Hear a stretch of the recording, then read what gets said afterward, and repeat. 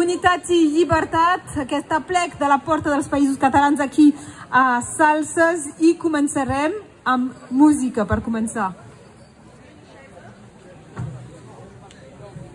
Bona tarda, un moment que em trec la mascareta.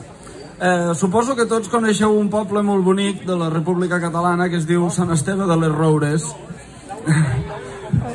Va néixer a la primavera del 19 per un informe fals de la Guàrdia Civil que parla dels fets de l'1 d'octubre, que allà diuen que érem una colla de violents i el poble se'l van inventar. El dia que et fas d'aquest poble de Sant Esteve, a mi em van vindre al cap dues preguntes essencials.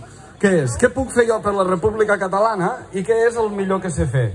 En el meu cas, que sóc lutier, per la República m'agradaria fer sentir la seva veu. I vist que sóc lutier, he fet violins i he fet aquest violí que és l'Estradi Roures. Un violí amb la forma de Catalunya. Aquest violí m'ha portat 450 hores de feina, porta aquí 12 cordes simpàtiques que dibuixen la senyera i té un parell de detalls molt bonics, que és que l'etiqueta on hi posa qui ha fet aquest violí està fet amb un tros d'un sobre de l'1 d'octubre i a llapis a dins hi ha la llista dels empresonats que hem tingut a Catalunya.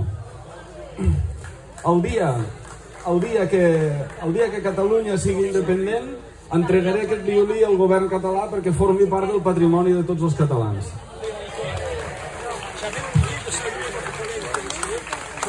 I llavors, ja només l'última frase, m'agradaria citar una frase de Pau Casals des del més gran admiració i homenatge, que diu: Catalunya is the great nation in the world. I ara farem el cant dels ocells. Numéro 5. Et donc j'ai un peu perdu les habitudes.